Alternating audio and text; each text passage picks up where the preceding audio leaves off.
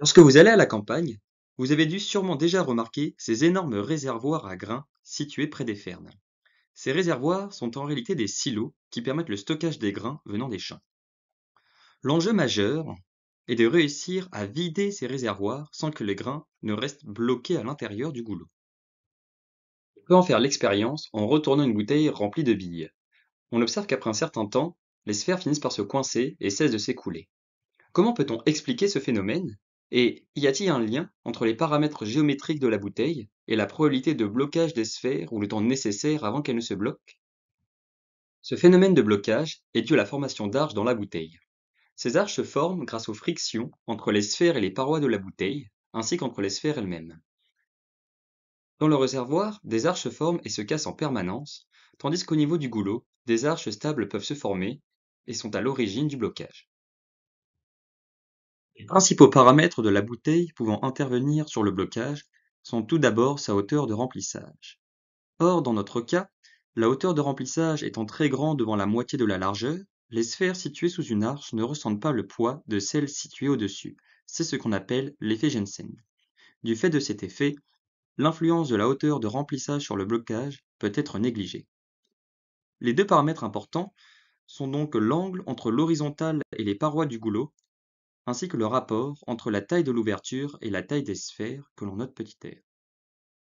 Nous avons mis en place un montage expérimental 2D constitué d'un réservoir à billes formé de deux plaques de plexiglas ne pouvant laisser passer qu'une seule largeur de billes. Il est également constitué de deux tiges ajustables servant de parois au goulot et permettant de faire varier indépendamment l'angle et la taille d'ouverture de la bouteille. Les billes utilisées sont des sphères en plexiglas de 0,8 mm de diamètre. Enfin, une autre tige sert de capuchon et permet de contrôler l'écoulement.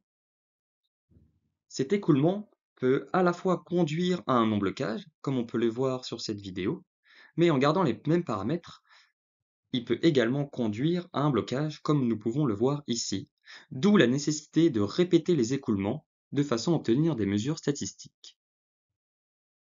Au cours de nos premières expériences, nous avons pu observer différents types d'arches pour une même valeur de θ et petit r, des arches symétriques, des arches asymétriques, ainsi que des arches reposant sur les parois du réservoir. On observe également différents nombres de sphères composant l'arche. Par exemple, lorsqu'on augmente le rapport R, on constate que le nombre de sphères qui composent l'arche augmente. Nous allons à présent nous intéresser à la probabilité de blocage.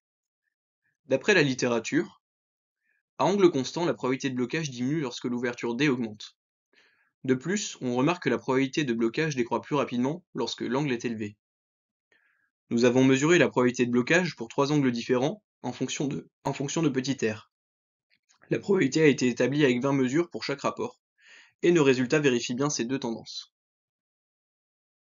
Qu'en est-il du temps de blocage? Afin de l'étudier, on décide à un angle et un rapport fixé de mesurer le temps d'écoulement des billes avant blocage une soixantaine de fois. On obtient la distribution suivante. Les temps courts correspondent alors aux arches formées avant le début de l'écoulement.